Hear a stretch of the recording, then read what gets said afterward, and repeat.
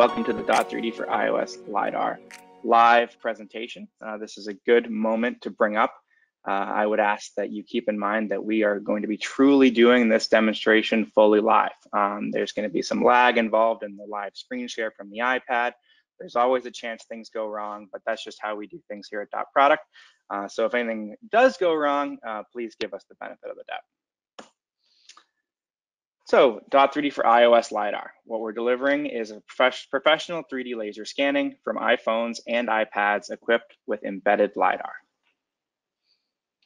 Today's presenters include myself, VP of Sales and Marketing, checking in from a home office today, and you'll see why once we get to the live presentation and live scanning portion of this. And we also have on the line from Germany, our CTO, Raphael Spring. Thank you for joining, Raphael, and thank you for all the hard work you and your team have put in to making this happen. Thank you, Chris. And hello to everyone on the webinar. Very excited to have you guys see what we've been working on. Thank you, Raphael. Excited and honored to have you with us today. And Raphael will be chiming in at any point if I miss something, and also will be available for any of your questions at the end. So if you do have questions, please submit them through the GoToWebinar application at any point throughout the presentation. We likely will not be able to address them during, but we will be reviewing as many and answering as much as we possibly can at the end of the presentation today. So for those of you who don't know us, real quick, who are we? So we are a global team of 3D innovators who have focused exclusively on handheld 3D scanning from mobile devices for a decade now. So we've been doing this since the very, very early days and doing it in a manner in which to deliver accurate and reliable results, given our background in the world of traditional terrestrial or tripod laser scanning. We're headquartered here in Boston, Massachusetts, and we also have our development team headed up by Raphael in Wiesbaden, Germany. It's important to note we also do have a worldwide network of resellers and software partners. Thank you to many of you who I'm sure are on the line with us today, and they are there for your needs locally across all of our platforms. So at our core, what do we provide with our wide range of products? We're delivering a solution of handheld 3D scanning that is truly mobile with full freedom of motion to walk around the area of interest. Very simple to use. It's getting even more simple to use, as you'll see today, as we get on more and more entry-level platforms. Completely handheld, so no tripod, no laptop, no long cables required, although in many cases we're aiming to achieve data sets that are in some ways comparable to those higher end solutions. Inexpensive, so practical and deployable at scale, as you'll see today, more so than ever now that we're deployed on the iOS platform.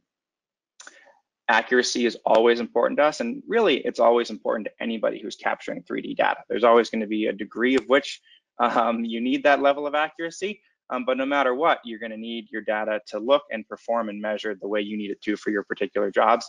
And we recognize that from the start, and we're doing some really intelligent work behind the scenes in our software to deliver the accuracies that you need from powerfully affordable solutions. And then lastly, real time. So, you can see what you've captured as you move through your scene, and you can review it as we will today in a matter of seconds on your device. A little bit of background for those who may be brand new to us. This is, kind of our history. This is a DPI 3D scanning kit, actually an older model. We still are delivering newer models of these today, but, up until now, we've been comprising kits, clipping on cameras, and for the most part, there's always the Google Tango project to mention as well, where we were embedded in the early days. But this is an example of how we've been deploying for 10 years and still do today for certain situations that we'll cover later on. So let's get to the point here. What is Dot3D? So this is a slide covering Dot3D across the board. And then the next one, we'll talk more specifically about the new application for iOS. So Dot3D is a professional 3D scanning application for mobile devices equipped with 3D depth cameras. It produces dimensionally accurate 3D that's instantly reconstructed on the processing power of just a tablet or a phone.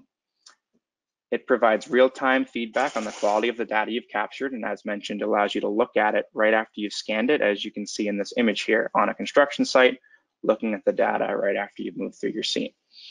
It is built in with an emphasis on our highly compressed 3D output format, so it makes things really fast, practical, and easy, even when you're dealing with these very large multi-million point cloud data sets.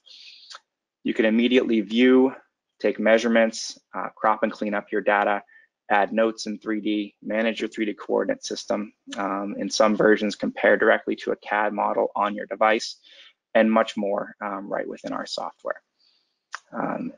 Really important to us and a lot of the industries we serve, everything is local. So everything from the battery life to the computing, post-processing, live capture, it's all being powered locally, and there's no reliance on internet connectivity in the field and no reliance on cloud computing. So you own the data from start to finish, and you can truly treat it as a tool or instrument of the job site.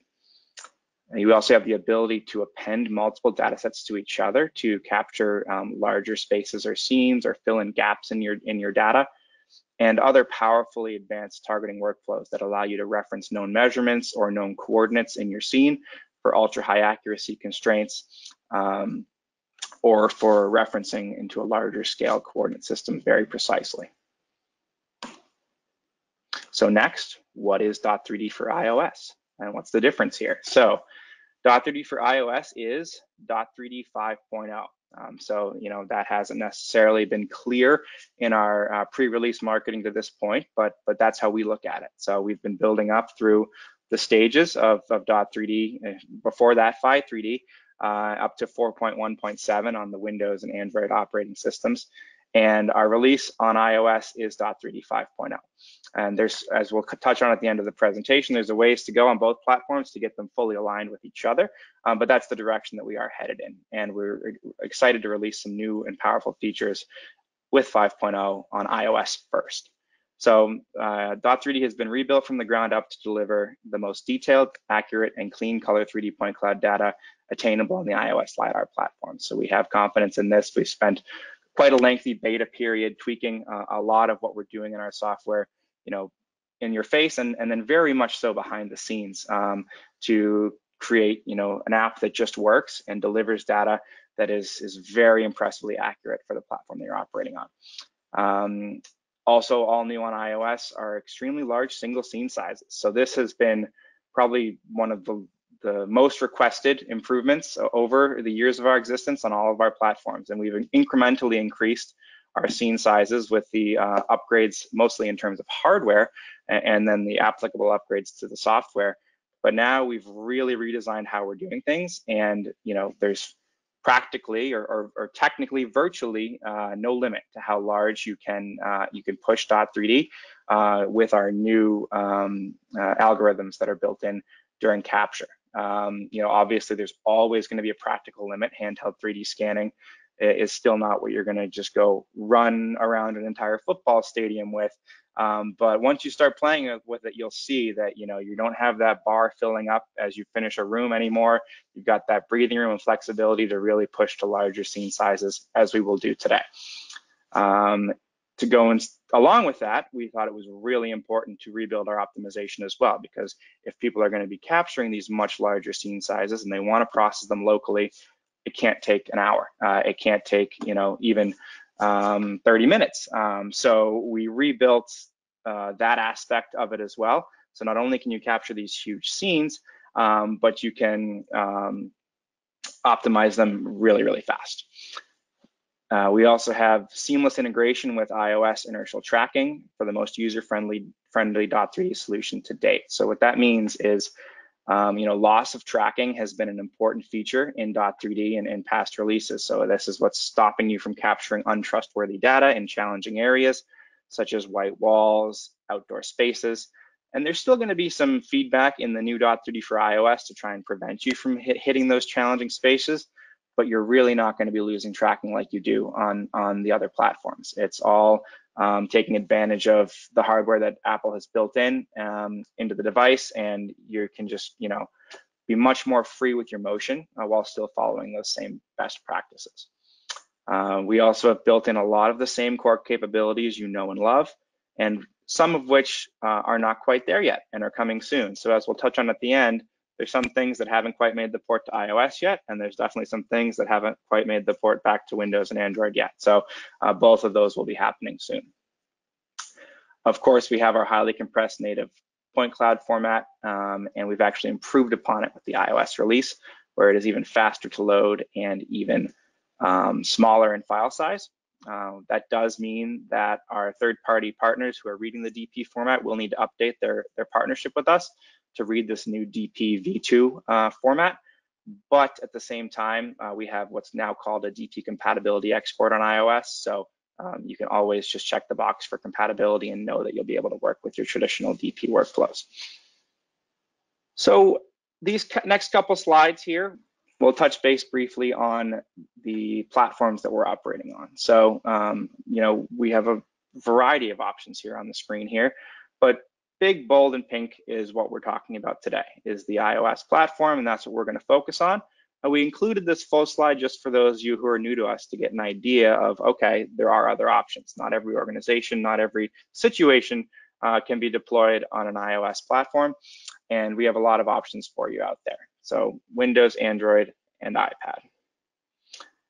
That's in the tablet world. In the phone world, we also fully support a very wide range of Android devices. The difference being that, as you see in the image here on Android, you do need to be purchasing and attaching a 3D camera, either from us or from a direct hardware supplier. In the iOS world, it's all built in. So that's really one of the biggest motivating forces behind this development, and something we're most excited about is that this can really be in, you know, anyone's pocket within an organization. On the other platforms, we do have a range of options, each with their own pluses and minuses. Our DPI line are still going to be the most accurate indoor cameras.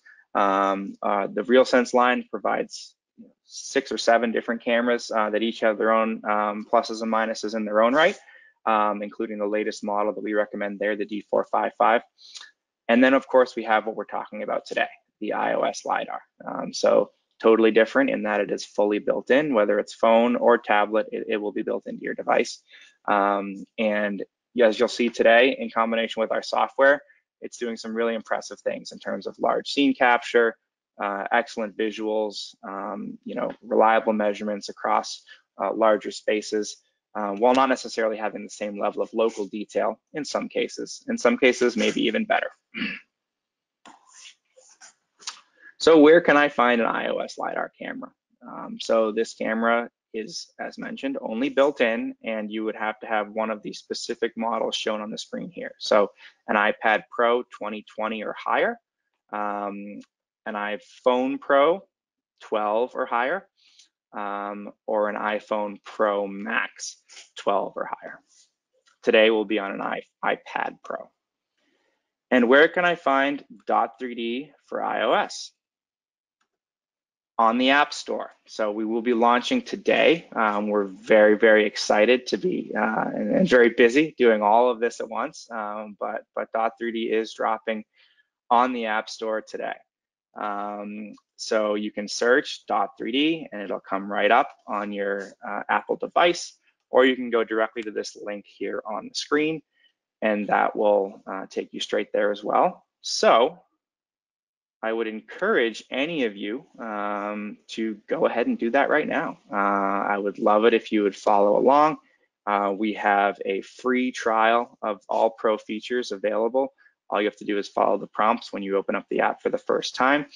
And also a free version of Dot3D, even after your trial expires. It allows you to continue testing without being able to move forward with the data outside of Dot3D. So here it is. So please go ahead and download and give it a try yourself.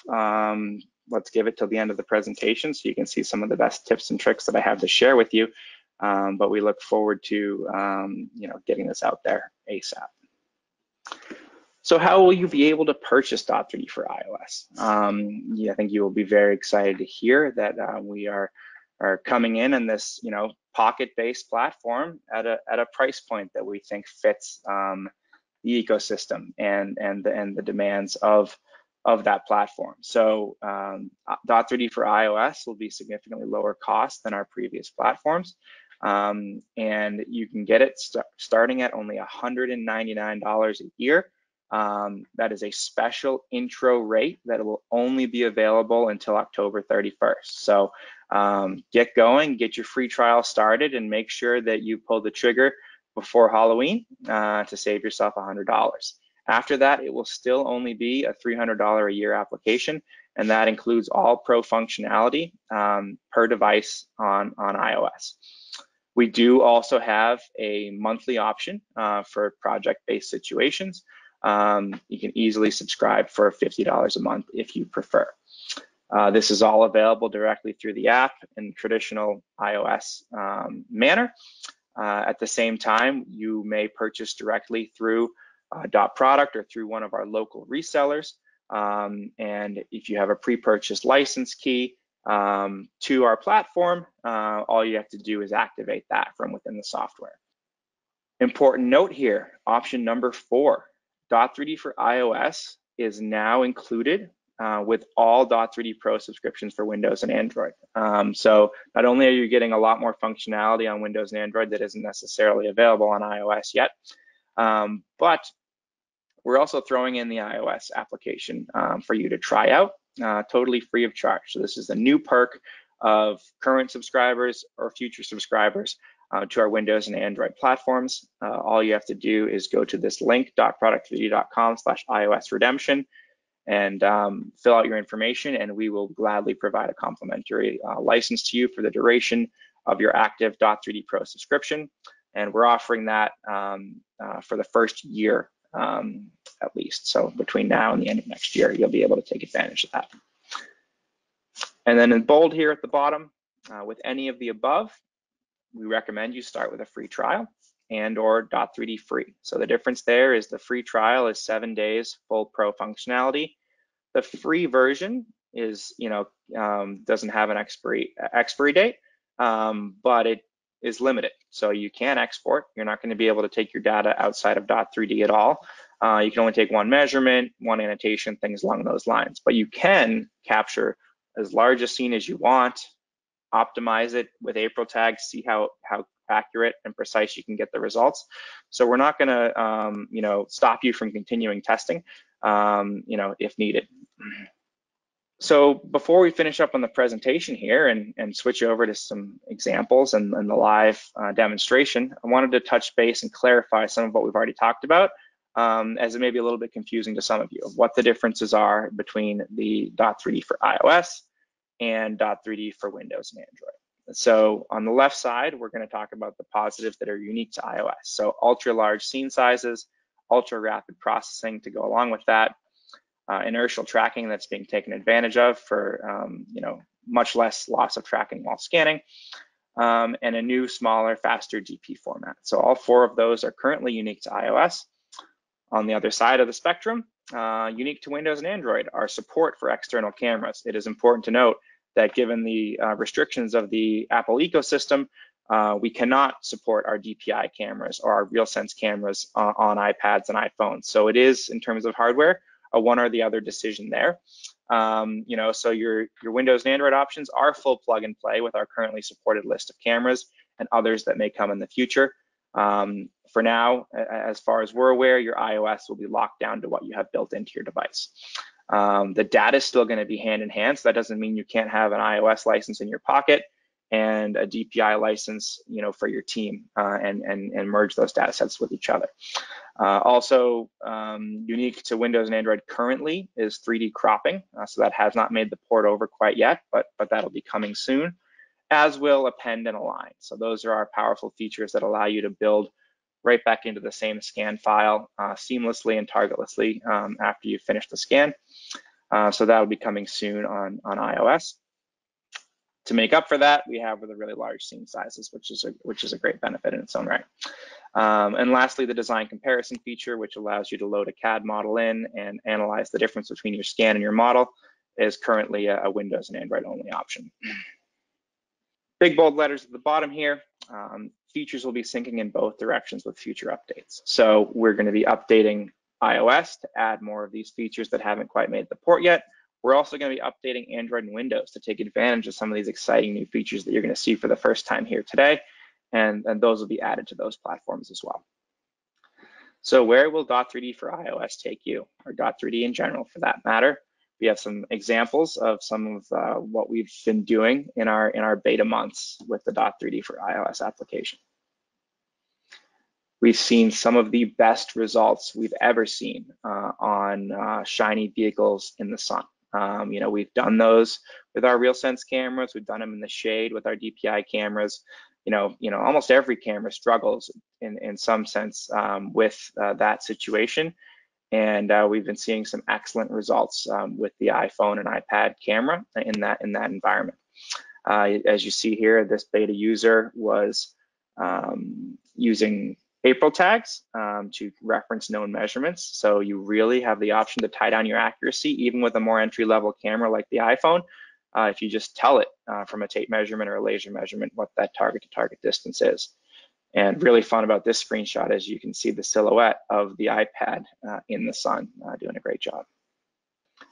Here's an example of the scale and the simplicity. So this is just, if you can even catch it, one single April tag. This is a target that we utilize to start and finish our scan. We'll do that today. In best practice, you'll have a few of them scattered through your scene. In this case, it was just one tag. Start there, go all around an entire municipal building, and finish back at the tag. And then optimize it locally on your device in a matter of minutes. Here's an example of the high resolution photo capture feature being utilized in a forensic environment to document pieces of evidence. A kitchen scan, you'll recognize this. We're actually going to be revisiting this scene here today. And point-to-point measurements referenced using scale bar targeting. An outdoor staircase scan captured in no more than a minute or two. And a very large outdoor scan of an entire property captured in a matter of 15 minutes. Just walking, in this case, almost like mowing a lawn. Here's a fun example. This one was actually, I captured this myself, and no tags, no targets, because this was just very on a whim decision to scan half a mini golf course. And it came out incredibly well. It optimized everything very cleanly, even without utilizing any targets. And it is a really fun scan to share. And lastly, we really want to talk and emphasize about our new large scene capture. So this scan, in the older models would have taken dozens of separate scans. In our more recent models, it still would have probably taken 5 to 10 DPI or RealSense scans, if not more. And we did it, again, actually not a best practice, but we did it in this case, or the user did, with no targets, and it came out great. So this is really, really exciting to see. It opens up a lot of doors in terms of what you can do with handheld scanning if it can be this reliable and this large of scale. Also, just quickly, this was also captured in one go, right? So yes, exactly. No stitching, no bringing data sets together. This was basically a, if I recall, 15-minute, 20-minute scan, just walking around the house. And I have this scan loaded on my iPad as well, so if we have time at the end, we can look at the real thing too. All right, so that covers the introduction. And now we're gonna go ahead and switch over to my iPad. So you see it right here. I am screen sharing actually to my laptop screen in order to make sure you can see what I can see. Let's see here, I'm gonna turn off my video as I'm gonna be walking around the space. And there you have it. So here we are in the current live deployment of Dot3D for iOS. Once you're ready to start your first scan, you just press the new scan button. Bear with me a minute here. And I'll show you the scene that we're going to be capturing. So There was unfortunately a crime that occurred in this corner of my house. There's our best attempt at a mechanical space in another corner of my basement. We're actually going to go up the stairs and do a kitchen scan for those of you in the kitchen and bath world, and a dining room scan for a more generic residential. So we're going to be scanning, you know, over 1,000 square feet easily, full floor, ceiling, walls, furniture. You know, 4 main room examples with hallways in between, kind of covering a lot of the different applications for Dot3D today. So best practice for those who are used to us is you're going to start at what's called an April tag target, or really best practice would be 3 of them on different surfaces and elevations spread about 10 feet between each other, and then finish back at those tags. So without further ado, let's go ahead and start this scan. I press the button on the right to begin my scan. And just be patient with any sort of choppiness on your end. That is not the case in reality, but it's just the nature of doing this over a multi-hundred person web share.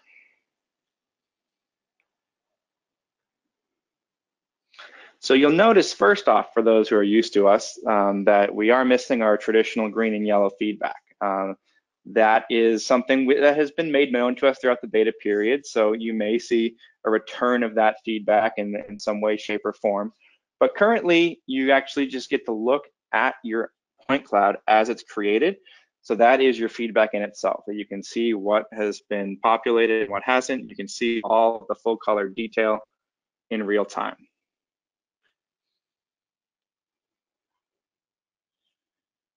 This crime scene portion of our scan will be a good time to show our HD photo capture feature and our scan time annotation capabilities. So if you wanted to capture a photograph from your tablet's high resolution camera, you just press and hold on the right, and then that captures a photo and an icon with the perspective of where you were standing and pointing when that image was taken.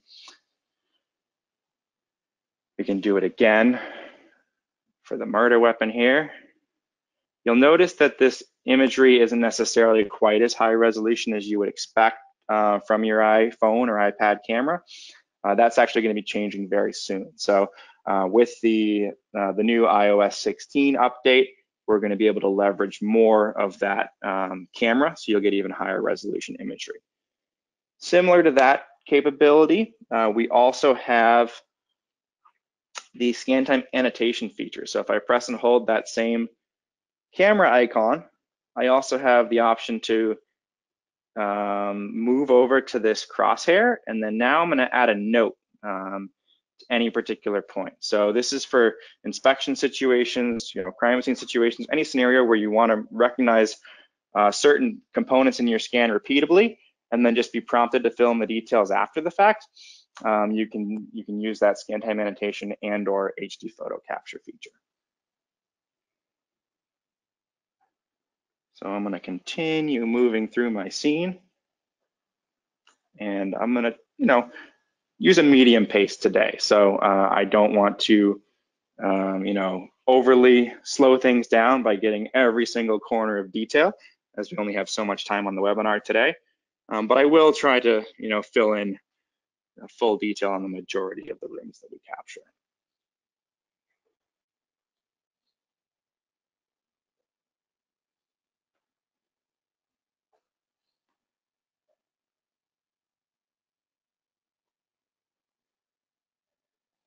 Now I'm going to go ahead and move down this hallway, and you'll notice that I'm getting real-time feedback in terms of this red pattern showing me areas that's too far.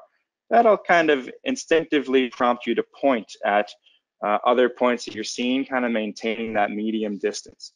It wasn't actually mentioned earlier, but this is the longest range 3D camera that we have supported so far. So you can see up to 5 meters at any point in time. But the sweet spot, when possible, is going to be a little bit closer than that.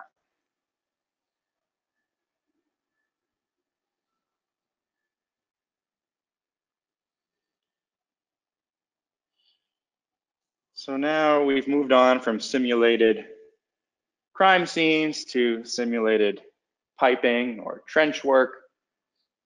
We're going to fill that in nicely.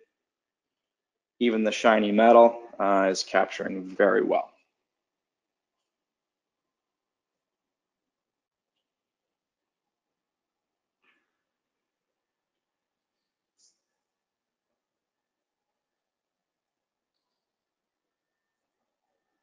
You want to move at a generally a medium pace. You don't have to go crazy slow, but taking it slow will result in some higher fidelity to your imagery. And just some boxes here, again, simulating an industrial environment as best as we could in this multi-purpose large scene example space. Now you'll notice something really cool that's new with iOS is that it remembers everything while scanning. So while our green and yellow feedback was great, oftentimes, once you'd gone so far, it wouldn't necessarily in the live rendering remember what you'd already turned green or what you'd already turned yellow. And that is no longer the case. You can actually see, through this wall in some ways to the areas that we've already captured before. And that memory retains throughout the entire scan process. So I'm just getting some more of the ceiling here.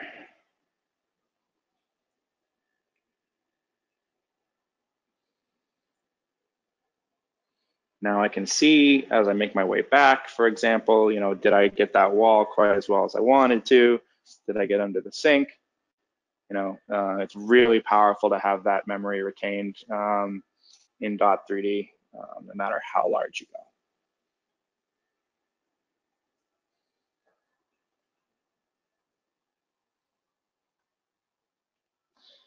So the most important April tags are the few that we start at and finish at, but I have a couple more in my scene here. And it's a best practice to recognize them whenever you happen to be nearby. You don't want to overdo it in terms of overlap, but if there is an April tag there, you do want to take the opportunity to capture it. You will see, some misalignment because we're going so large in our scan. While scanning, that is completely normal, just like, in previous versions of Dot3D, it was completely normal to have misalignment in your unoptimized data. So consider this just a live preview of your unoptimized data. So sometimes you'll see a little bit of duplication, things along those lines. It is not a concern at all. It's being accounted for live and then during the optimization. So now we're going to keep going. So that's really, one of the emphases we wanted to do in today's session is show how long you can go. And this is not going to be by any means a maximum either. You notice there is no bar telling you when you need to stop. And we also really wanted to show that we can truly do it live.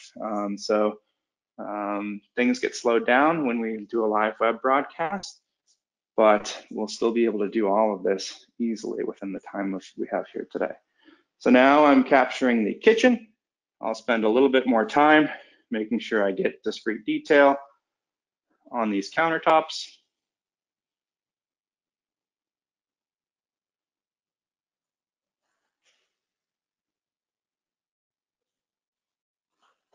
And just take my time with it.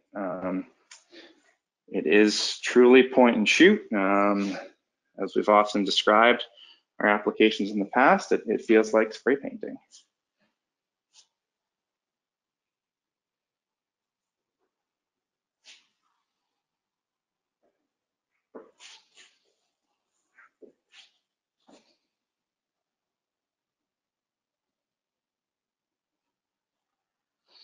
So now it's a bit of a strange feeling. We can actually see through the floor to the crime scene below me as I step into the dining room above and start to capture that scene.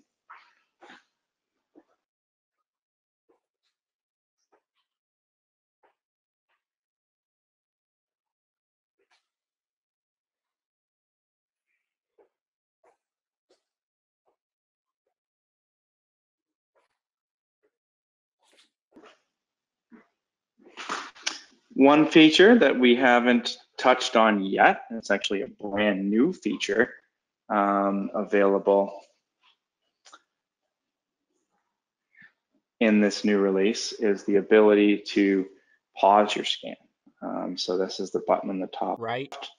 It allows you to pause, and you actually could walk around and check out your scene. And then when you're ready, just press the play button to continue from where you left off. So similar to our append feature in past versions in some senses.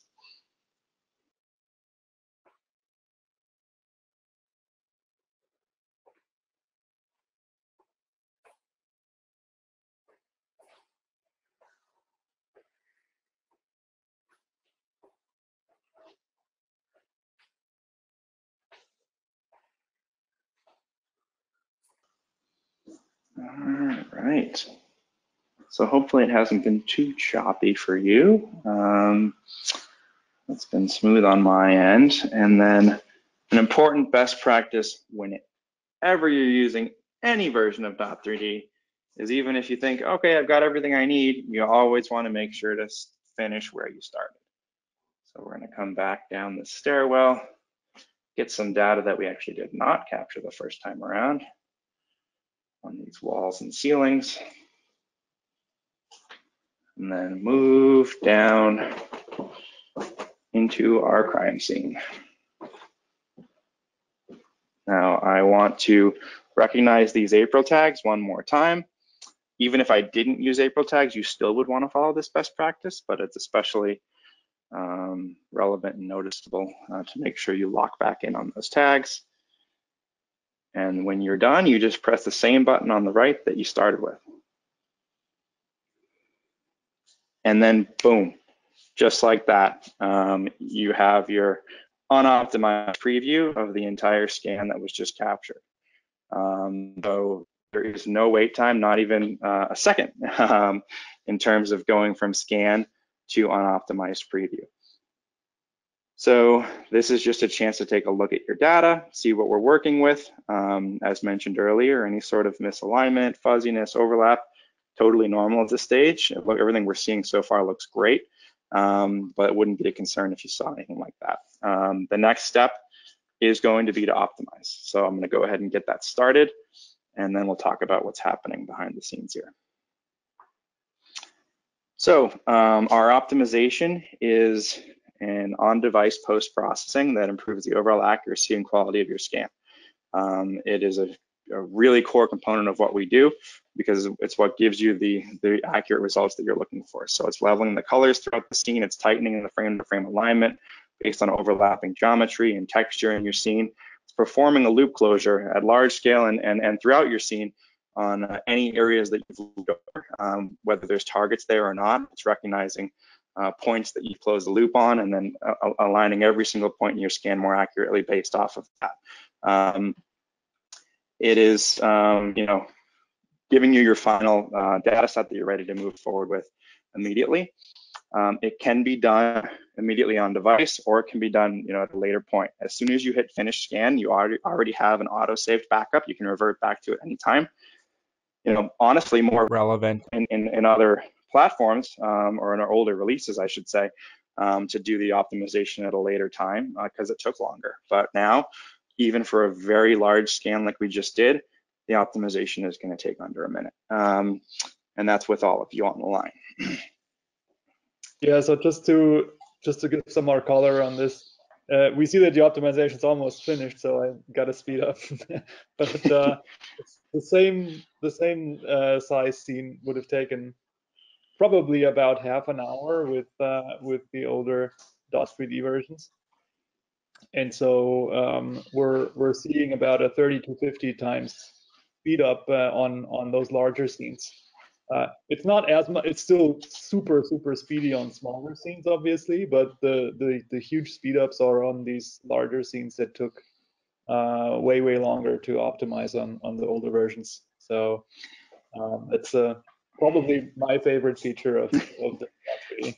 It's crucial and driven by all of you, because we know that the applications and the industries that we sell into, the benefit of handheld scanning in general is the instantaneous of it, the ability to see the data right away. And we didn't want to start doing really large scene sizes, but then fall in the trap of bring it back to your computer, let it sit, post process, forget about it, look at it 2 days later, realize you missed something. Those are the things that we avoid in our line of work. So once we went to large scene sizes, we had to cut down optimization time too. And it's the two of those new features are working incredibly well together. So let's take a look at what we got. So this is the point cloud. It is our new point cloud rendering. So it may look a little different to some of you, and we can switch the renderings at any point. So we have some different view options to take advantage of in the new release. First, we have point cloud or surface mode. So surface mode gives you kind of a simulated mesh of photo-based imagery. So you can zoom all the way in and you're not going to be seeing the points in that case. And that's just a toggle at any point in the top right. You can also toggle between back faces on or back faces off. So back faces on, you're going to see all floor, ceiling, and walls. Back faces off, we're going to cut the foreground so you can see right through into rooms. Obviously an important feature with more large scale, more residential scanning. It gives you this nice dollhouse view. In terms of more advanced scene rendering options, if I go to scene rendering, we have this glow up top. It's kind of a fun feature. I do tend to leave the glow on 1 because sometimes it'll just smooth out the edges and fill in some minor holes in your data, really give you a nice visualization. Or you can bump it up higher or bring it down to 0, which we'll do now. We can also toggle the point cloud transparency, which will give us a little bit more of a true point cloud rendering, but still taking advantage of our highly intelligent and clean new visualizations. Then you can get an idea of the millions and millions of points that we're working with here in the scan. Just to chime in here real quick, as you may remember, that trash bin, the white trash bin, that was an area that was clearly misaligned when we captured. Yes. Because there was some drift during the capture, and looks like it cleaned it out very nicely. Sure did. In optimization. Another thing that I'd like to mention, you can really, and this might be technical and I might be biased, but I think it's really cool. Every point is represented in this point cloud. So if you zoom in, you can get every individual point that was captured. So this scene probably has about a couple hundred million points. So I'd say probably somewhere around 300 million. And as what you see on screen is actually 300 million points. It's just we're being very smart about which of the ones we're putting on screen based on the pixels that are on screen. So, but you can still zoom in and get every single individual point if you want to. So there's no compromise at all about how large of a scene you're capturing, and whether you have reduced point density on the screen. The engine's built in a way that compromise does not need to be made. Thank you, Raphael. Very impressive indeed. We've looked at the data, we've looked at some of our new rendering options. Let's take a look at, first off, the annotation and HD photos that were taken of this crime scene. So if I go to View, High-Res Photos, I see these two purple icons showing the camera viewpoint when I was pointing at that particular area of interest. If I tap on it, it'll bring me there in 3D, where you get the measurement detail and the color, but not that 2D high resolution. So you press and hold on it to bring up the 2D imagery. Again, these images are about to get much more high resolution, but even still in their current state, you're getting more detail than you would get out of your 3D scan. And you can walk through your scene that way. So if I just tap in piece of evidence by piece of evidence, it'll let me move through the scene and then pull up those viewpoints. It can be extremely valuable to be utilized just as a tool to move through of traditional HD viewpoints that can be recognized by any viewing party. Similarly, we also did the annotation on the body. So if I look at my annotate tab up top, there's a 1 next to it. So if I tap that, it shows that I have the photo that was taken to a particular point on the body. And it says unfinished. So I want to press complete unfinished and finish that annotation. So I'm going to choose what type of annotation. If I want to keep the photo, then I'll call it a photo annotation. If I want to just add a particular note to that point, then I would choose a point annotation. Let's keep the photo in this case, and we'll just call it body. You see we have several other tabs available to us here, including if you want to attach a photo. It doesn't necessarily even have to be a photo that was taken during scanning. You can attach any photograph you want into your file. You could attach a web link, add more descriptive details, or even reference a latitude longitude point in this interface. You don't have to add annotations while scanning either. So if I wanted to add an annotation to this particular piece of evidence, the glove, I would do add/detect and then press and hold. Drag this down so you can see what I'm doing. Add/detect, press and hold, and then it gives me this zoom window. I release when I'm happy, and I'll add a point annotation there and call it glove. And that all just builds right into your DP file and is shareable within versions of Dot3D across all 3 platforms and even into third-party applications via our DLL partners. Next, let's take a look at the Measure tab. So if I want to measure distance, I just press Add Measurement. And similarly, I press and hold or click and hold if I were on a mouse and keyboard device, and then release at the point I want to measure to and from. So I'll select the corner of the tile here, and then I'll actually intentionally mess it up. I'll select the corner of the tile here. Well, look, I got it a little off, so let's fix it. I just press and hold that green circle, and then adjust till I'm at the exact point that I want to be measuring to and from. So we're finding that the iOS camera can be impressively accurate for what it is in terms of large, like kind of wall-to-wall measurements, especially when you capture the whole scene and optimize it using our algorithms.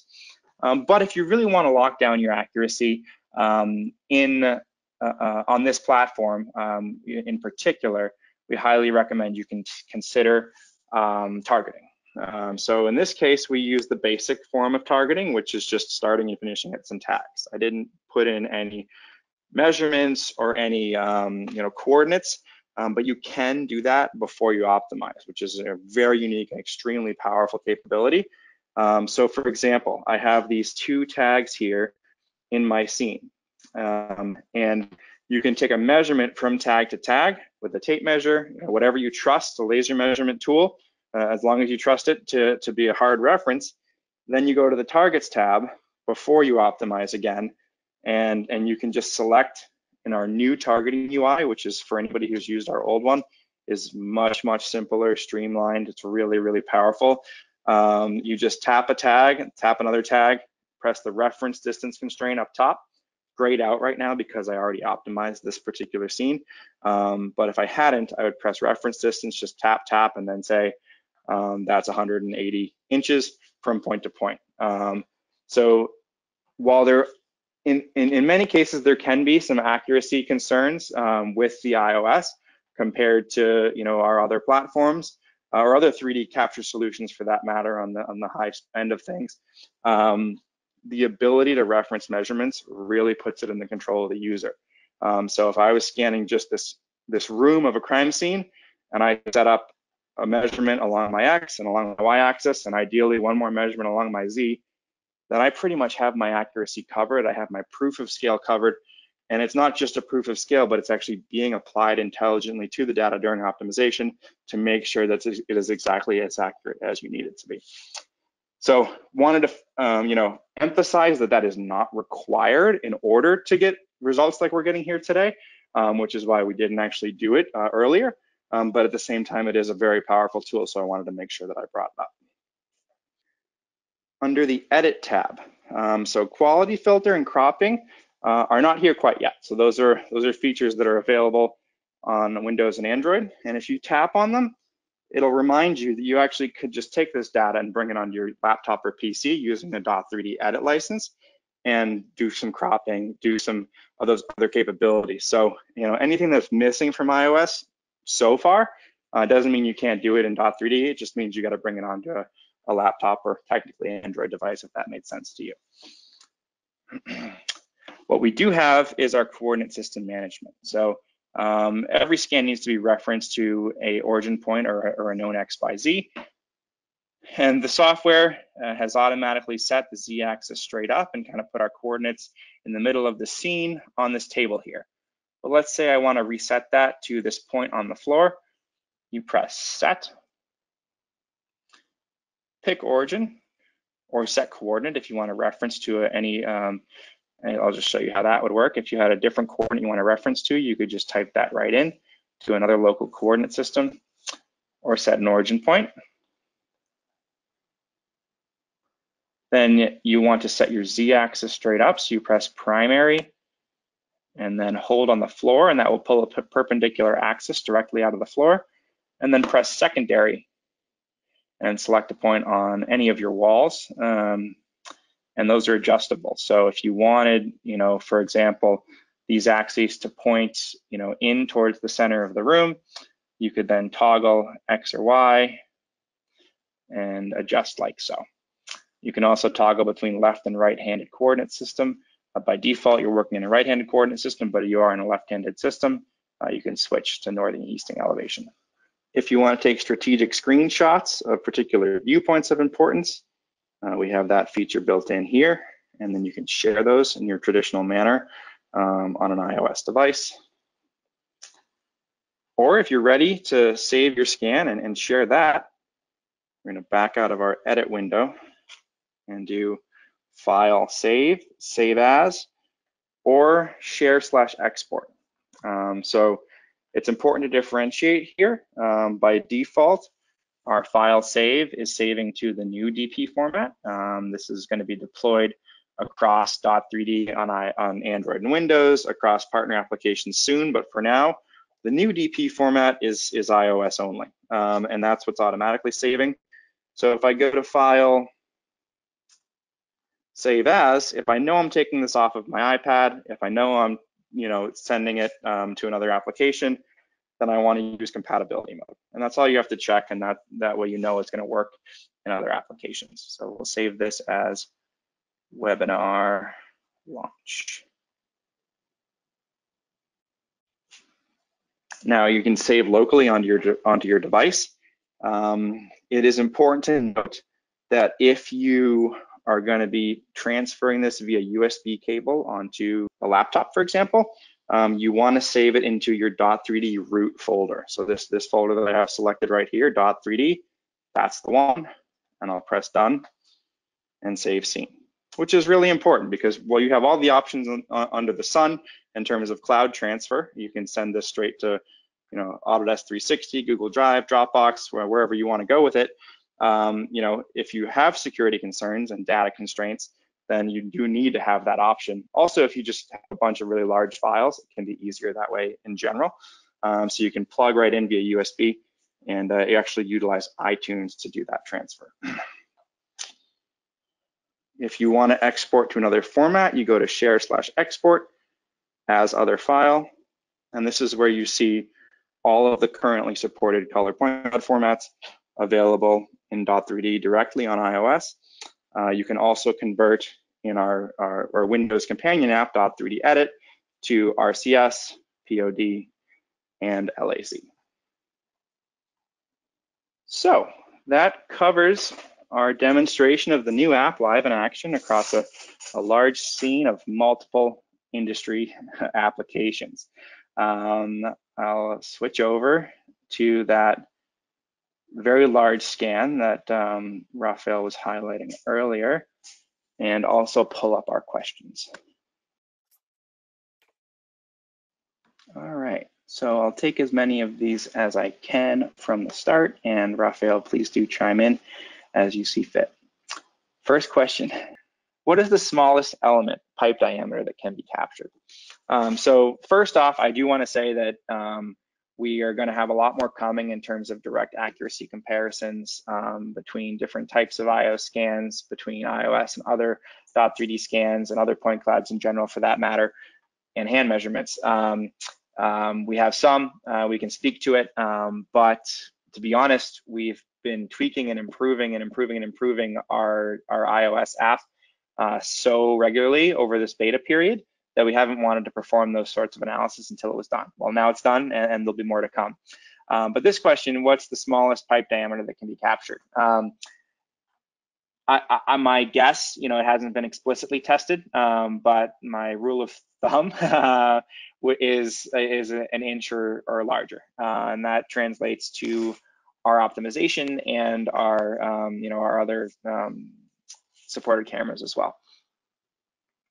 Yeah, and Cat, so, yep. Sorry, just wanted to chime in quickly. Sure. I think that's largely accurate. I'm a relatively skinny guy, so my rule of thumb is usually like my underarm. So if it's thicker than my underarm, it's gonna come out well. If it's any more if it's thinner than my underarm, then maybe in certain situations there will be points missing. But yeah. And it's also worth noting that that's more challenging if it's, say, a pipe floating in space versus a pipe against a wall. You're going to get more data in that case. If it's floating in space, it's at higher risk of being filtered out. Yeah, but that said, typically I'm always positively surprised by what the iOS LiDAR can do. It's not a terrestrial laser scanner that gets you every last millimeter of detail. I don't think anyone would expect that at the price point. But I do think it's very powerful for the price point and for the form factor. And you can get very good detail. The other thing is you can get relatively close to things. So you can get to, I think, about 50 centimeter, which is just under 2 feet. And at that range, you can capture a fair amount of detail. So you will probably get good results even on pipes that are like an inch or thinner. So it does depend on the distance that you're scanning at. So of course, if you're scanning from further away, the less detail you get because it's a projective sensor, and the points stay spread out the further you are, or the larger the range, right? So the closer you get, the more dense coverage you have in terms of readings you get from the scene, and so the more detail you're gonna get. Thank you, Raphael. And FYI, we have quite a few questions here, so we'll try and move through them relatively quickly. And then also follow up with you all via email. So can CAD elements be imported into the iOS version? No, not currently. So that feature is exclusive to Windows and Android right now. Again, that doesn't mean you can't be doing it with iOS data. You could bring your iPad scan onto your computer and do it there. But for the time being, that is not available on iOS. Also, if whoever asked the question, maybe follow up via email, because that's a feature that's very important to us. Obviously, we have it we've been having it on Android and Windows for a long time, and we plan to bring it over to iOS. So maybe shoot us a quick email and explain your use case, because that gives us the chance to even improve upon what we have on Android and Windows. Thank you. Next question from Pedro. Is there any quality difference between iPad and iPhone? So in short, no. The LiDAR camera itself is the same. The processing is equally capable. They both work great. The only thing we'll say is that sometimes it looks a little better on your iPad just because of the bigger screen. You can see these large point clouds on a larger screen, but that's about it. Otherwise, there's no difference that we're aware of, and they both work great. There's a very subtle thing that's happening on iPads that we're noticing, and it's that people hold it more steady than people hold their iPhone, which is Yeah, it makes a lot of sense given the form factor. Yep. So that's why a lot of times we get feedback that says, "Hey, my scans on my iPad, they do look a little bit better than the ones on that I took with my iPhone." But Sure. since the hardware is exactly the same, it is really the way the scans are being taken. So if you're um, holding your iPhone the same way steady that you hold your iPad, you're going to get the exact same good results. Definitely. Next question is, I have a perpetual license for a DPI kit. Can that be used for this app? So inherently the license itself, no, that's tied to your device that you own. But in terms of redeeming for a complimentary iOS license, that is available for anybody who is an active subscriber, or in this case of a perpetual license, is on active maintenance. So subscription or maintenance, and then you can get set up with a complimentary license, or of course anybody can get going with a free trial. Next question, will the iOS Pro version have RCS direct export? It's not expected at this time. That is a limitation of the the Recap SDK. It's not built for iOS. So the ways to get to RCS are either as we do it today, that you're opening on Windows and converting in Dot3D there, or potentially via a cloud platform, but you can't actually do it on iOS. In the future, will it be possible to apply GPS RTK to get better accuracy? Definitely. We are already doing this on our other platforms in some ways, and in some ways that we could do it even better still. But we have the ability to reference target coordinates, and that can be to a local XYZ coordinate, or it can be to a GPS coordinate, and that is a great way to tie down your data and provide that added proof of scale in an outdoor environment. Can you recommend a rugged light kit for dark environments? So we do sell a rugged light for our DPI kits, but it comes with an adhesive clip-on mounting mechanism for any tablet, so that works great. That's the DPI Rugo light kit. Also worth noting, I'm sure Raphael would chime in, we are working on flashlight support in most likely the very next update to Dot3D for iOS. So nothing more rugged than the one that's built in. So you could have the option of leaving your flashlight on while scanning. That's right. Very excited about that feature. Next question, are annotations exported to Recap? Unfortunately, not currently. We can use any of your support. We need to get the DLLs updated on their end to take advantage of that. The DP data will of course go in, but the annotations are not coming through right now, while other applications such as Cloud Compare or Bloom are taking advantage of that today. Can the high-res photos be exported?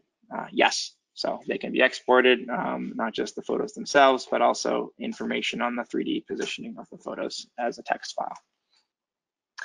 It's a good question. During beta testing, we've sometimes seen a double yellow highlight on an April tag. The actual position will flash yellow, then the previously misaligned tag will flash too. Is this a concern? To my knowledge, no. It's something I see too, especially across larger area scans. It's just the natural drift within your unoptimized data, and we're taking it all into account. But what you do want to do is just make sure that it is turned orange again. That way you've captured it both times.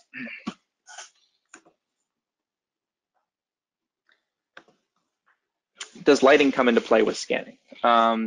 Yes and no. So in general, any scan is going to require the same lighting that a decent photograph would. So if you have decent enough lighting that you can take some good pictures, you're going to get a good scan. You don't want to be pitch black unless you're using the flashlight or a light kit. Then that'll cover that situation as well. But just same as if you're taking a video or a photograph. So the question is about typical accuracy of scanning something like a staircase. That scale is, can be, very accurate if you take those reference measurements, and that can get you down to below fractions of an inch reliably. You know, it's important that you reference measurements within the frame of your scene. So if you are utilizing reference measurements, you want it to be as long as possible within the different dimensions of your scene. And then that ties it down. Any situation where you really want to guarantee a certain level of accuracy with the iPhone, we would recommend trying to do that. Can the optimization be done offline? Absolutely. So this is you know, really important to us. So everything can be done offline. Can this scanner scan small objects? Not really, no. So that is one area that is not, it's not our focus. So we're doing medium, large, now really large, you know, hand in hand with other cameras, all sorts of different ways this can be deployed, but small objects is not our forte, nor is it really the iOS LiDAR's forte either. So whether it's here or elsewhere, we may have options in the future that have a camera that's better suited for that, but for today, this is not it. So what kind of subscription would be needed to be able to do the scans, then export the point cloud as an LAS file to edit in Cloud Compare? So any standard iOS subscription will have you fully covered there. So it's very simple on the new iPhone and iPad platform. It's either Dot3D free, which doesn't export at all, or it's Dot3D Pro, which is the $300 a year or $50 a month option that will export all those options, including LAS. Another question about accuracy. So in short, you know, given the density and the detail of the data, the most accurate you're going to get is reliably, I would say 2 to 3 millimeters. That's as good as it's going to get, and that's if you're using reference constraints to guarantee it. In some cases, it might be that accurate on its own, but given the nature of handheld scanning and you know how large of scenes we're talking, and all the motion and different pathways you can take through your own personal scan, you know, we can't guarantee that unless you add a reference. But it's worth testing with and without references for your particular application to see what does the trick. Quickly chiming in here, that being Sure. said, I've done a fair amount of testing myself without reference constraint, and I would say it's very rare that it is totally off. So typically, and I'm saying this without any guarantees, but this has just been my experience over a lot of testing. Typically, if you're scanning a room of, say, I don't know, let's say 4 by 5 meters, you would typically see accuracies in the range of, let's say, up to an inch. It's normally better. So the other day I've done a scan without any reference constraints, and I had a lot of targets that I haven't, you know, dialed in any kind of way, and all of the targets were basically spot on within a couple millimeter, and that's not unusual. So if you're scanning slowly, if you have some practice, then it's not unusual that you know your measurements are going to be spot on. That said, you know, there's always going to be some outliers.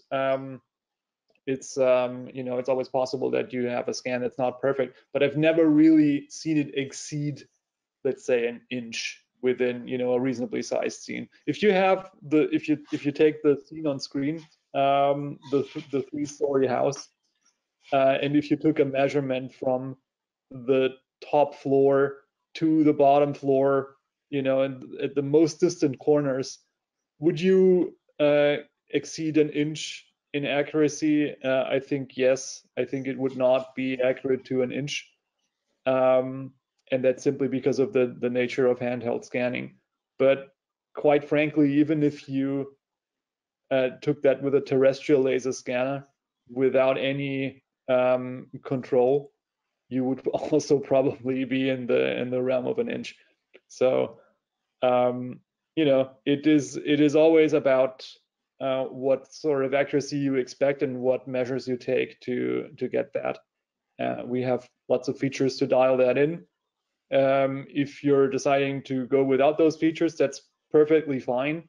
And then, you know, you should expect accuracies of, let's say, an inch or better within a reasonably sized room. And then if you extend, of course, the area, then you're going to get a little more drift in that. Yes, exactly. I would echo that. But, you know, it's been, with what we've done, it's been pretty impressive how accurate it is. Obviously, the scene on the screen has virtually no targets in it, so even this that it visualizes and falls into place as well as it does is incredible. And yeah, exactly. I wanted to mention the reference constraints just as a as a guarantee, because that's the only way to really know for sure. For that, with the caveat being for the people who are asking questions like, fractions of an inch, millimeter type accuracy. If you're asking, is this going to be accurate within an inch, maybe you don't even need to regard targets at all, and it'll be good enough on its own. So this is a request, Raphael, that has been brought up, and I have to take a moment to request it to you. Feet and inches. This is the Team USA making the request of Team Germany, asking for units to be displayed in feet and inches as opposed to decimal inches. We don't need to get into that.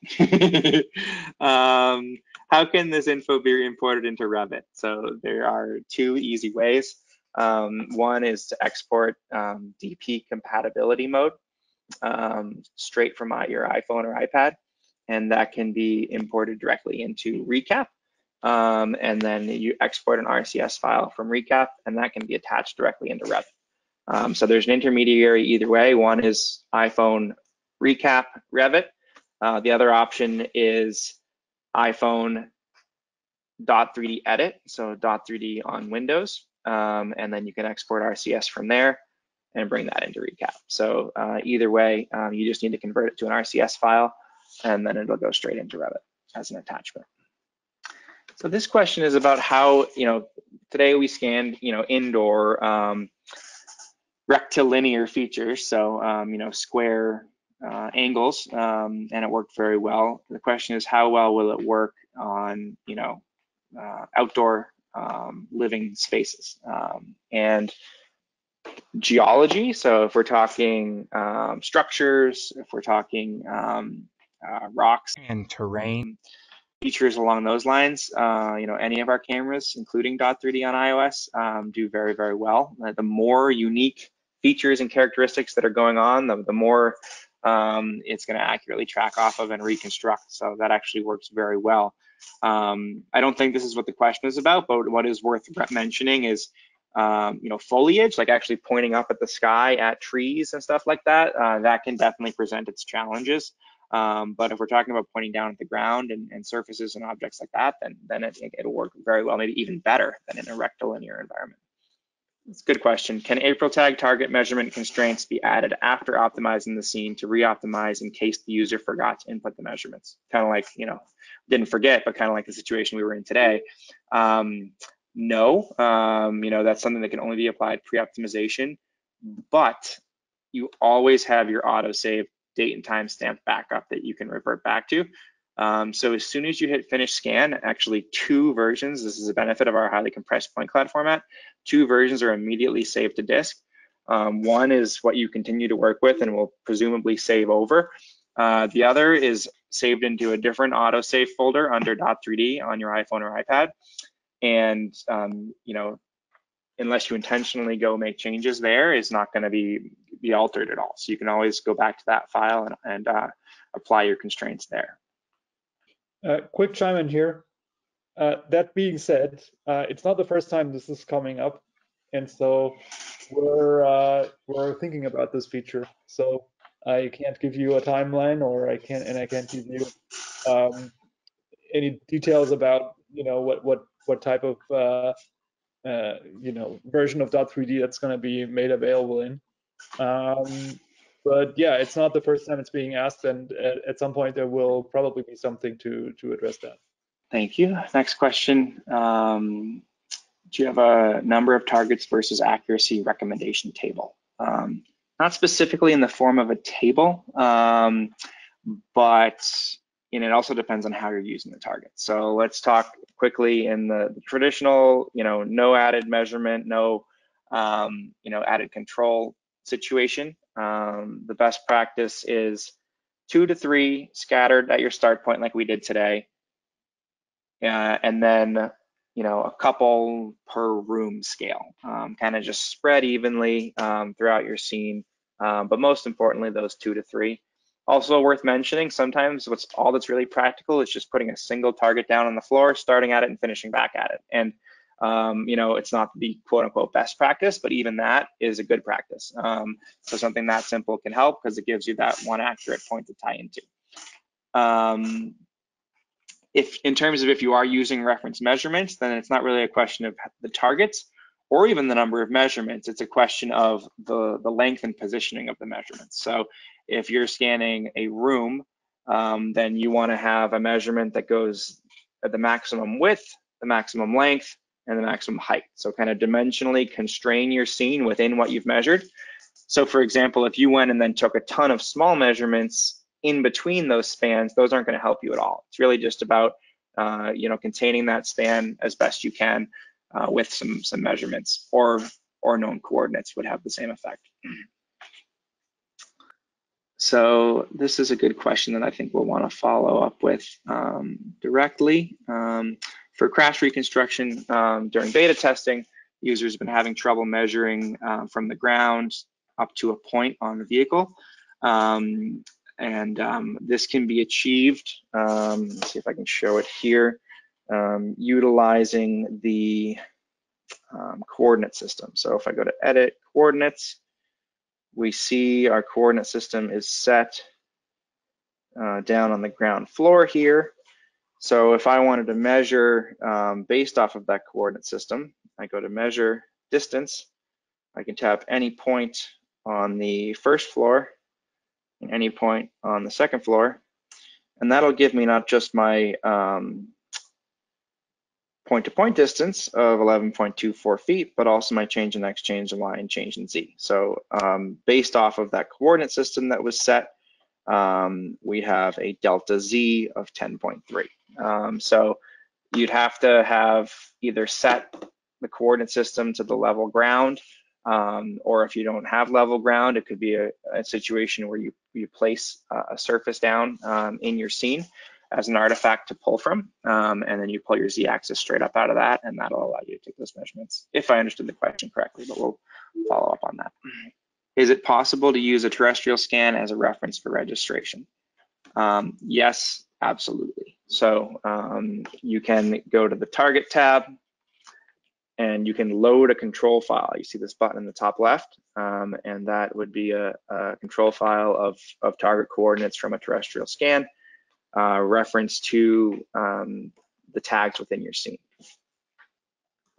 We have price, please. There may have been a late joiner here. So the price is $300 per year per iOS deployment, but we're offering a steep discount in celebration of this launch that will be available through the end of October for $200 for the first year. Next question is if general points can be marked up as control points and then linked to a control file. Might have to follow up because I don't fully understand the question here, but I believe it might be if you can reference control points to points that aren't targets. So correct me if I'm wrong, Raphael. I know we can do this on Windows and Android, but I'm not sure we can do it quite yet on iOS, but I imagine that will be coming. It's one of those things that haven't quite made the jump, but we're working on it, and so definitely. So translation to others is you not only can reference to, you know, April tags that you have known coordinates of, but if I have a CAD model and I know that this point right here is XYZ such and such, this point right here is XYZ such and such, you know, this is currently available if you bring it into the Windows Dot3D, soon to be available on iOS, that you can just tell Dot3D what those coordinates are, similar to how we do it for the coordinate system management. What is the farthest distance the iPhone Pro Max can accurately capture points? 5 meters. So that's what we've set the cutoff at, and that's what we're limiting it to. with any of our cameras, a little bit closer than the absolute maximum is probably going to be more accurate, but we're trusting the points and building the data from up to 5 meters. Similarly, what is the minimum and maximum distance from the object during scanning? Good question. I know I have the exact answer for you here. The maximum, as mentioned, is 5 meters. The minimum is, if I'm not mistaken, 50 centimeters, which would be 1.6, 1.7 feet. I don't know. Not so good with feet and inches. Sure. So let me just pluck a few more questions here, and then I think we will have to call it. But there are several more.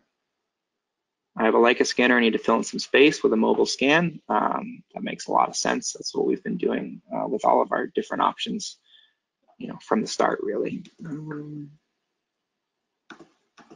What is the file size of this scan? Let me just see if I'm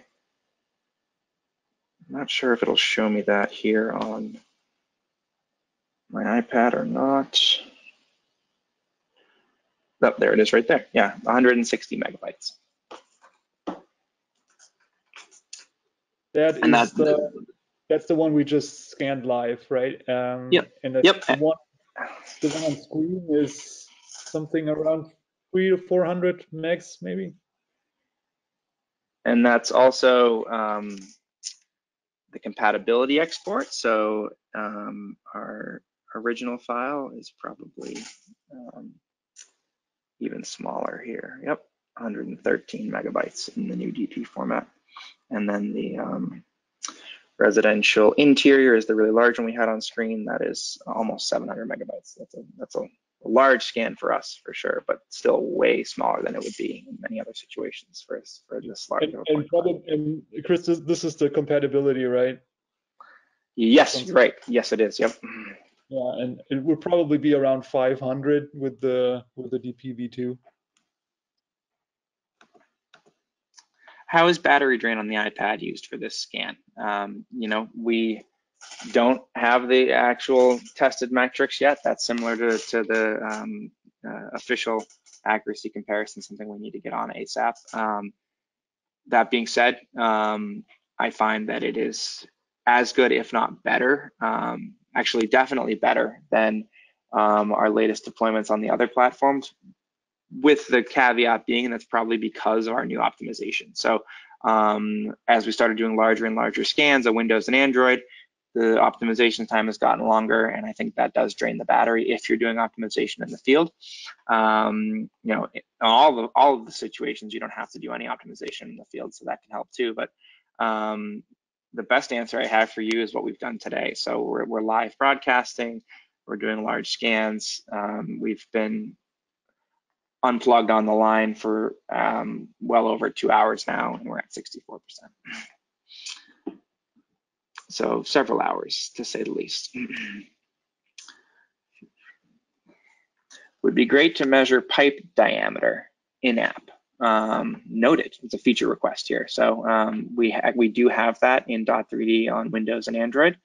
So you can take advantage of it there, or of course in Recap, which may do it even better in its current state. But noted that as a feature request to be adding across the board.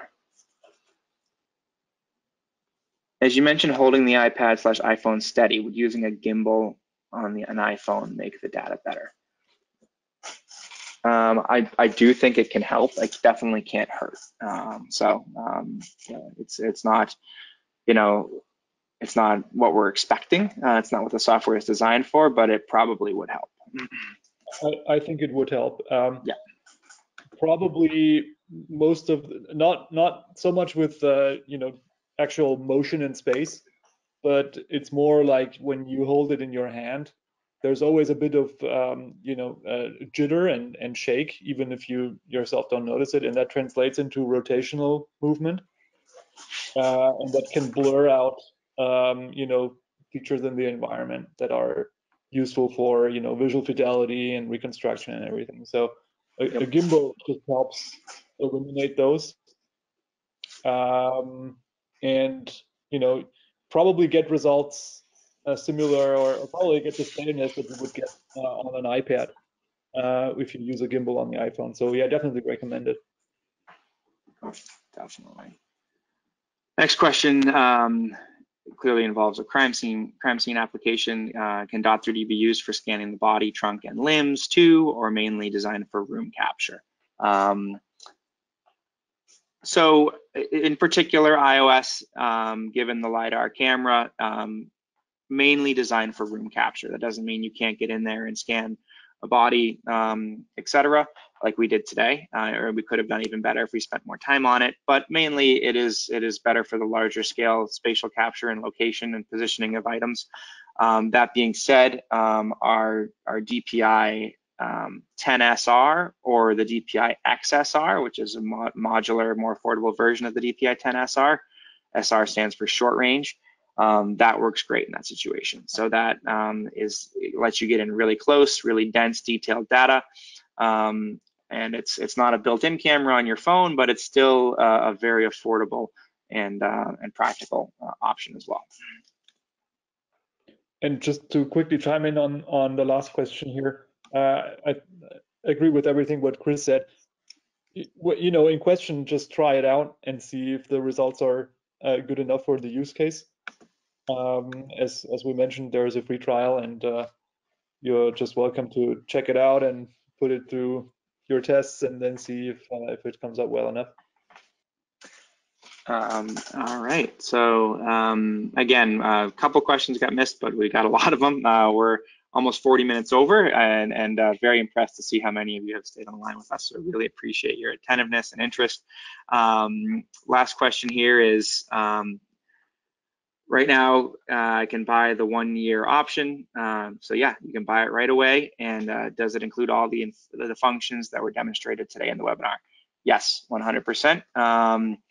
I am operating on I'm not using the beta or anything. I'm using the current deployment on the App Store. So everything you saw here today is ready for use and ready for purchase. And we encourage everyone, again, please go right to the App Store, download it. If you don't have a LiDAR enabled device, find a friend who does and try it out and let us know how it goes.